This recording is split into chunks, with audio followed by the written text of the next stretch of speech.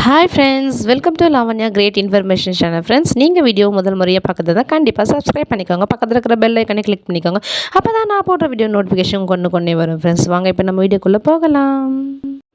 இன்றைக்கி நம்மளுடைய வீடியோவில் என்ன பார்க்க போகிறோன்னு பார்த்தீங்கன்னா, ரொம்பவே தமிழ்நாடு மக்கள் ஆவலாக எதிர்பார்த்துக்கிட்டு இருக்கிற ஒன்றுன்னு பார்த்தீங்கன்னா, அதாவது பொங்கல் பரிசு தொகை வந்து எவ்வளோ தரப்போகிறாங்க, என்னென்ன தரப்போகிறாங்க அப்படின்றத பற்றி தான் ஆவலாக பார்த்துட்ருக்காங்க. ஆனால் பார்த்திங்கன்னா, அதிகாரப்பூர்வமான தகவல் வந்து இனிமேல் வரலை. அரசல புரசலான தகவல் மட்டும்தான் நம்ம பார்த்துக்கிட்டு இருக்கோம். ஸோ நம்மளுடைய கூடுதல் தலைமை செயலாளர் ராதாகிருஷ்ணன் அவர்கள் வந்து ஒரு தகவலை வெளியிட்டிருக்காரு. அது என்ன தகவல்னு சொல்லிட்டு பார்த்தீங்கன்னா, அதாவது பொங்கல் பரிசு தமிழ்நாடு மக்களுக்கு வழங்குறதுக்காக வந்து பார்த்திங்கன்னா, அரிசி, சர்க்கரை மற்றும் வந்து பார்த்திங்கன்னா கரும்பு இது வந்து கொள்முதல் பண்ணிக்கிட்டு இருக்காங்க.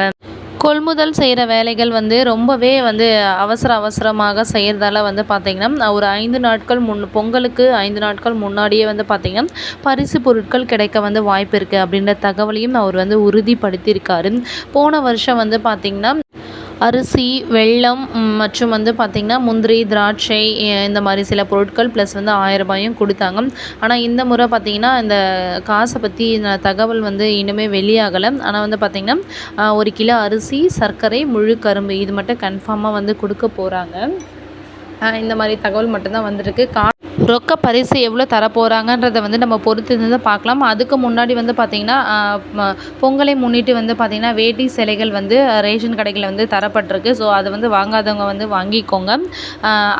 அதையும் தொடர்ந்து வந்து பார்த்திங்கன்னா, உங்களுக்கு வந்து அரிசி, சர்க்கரை, கரும்பு வந்து பார்த்திங்கன்னா 5 நாட்கள் முன்னாடியே தரப்போகிறாங்க அப்படின்ற தகவல் வந்து நம்ம கூடுதல் தலைமை செயலாளர் ராதாகிருஷ்ணன் அவர்கள் வந்து தெரிவிச்சிருக்காரு.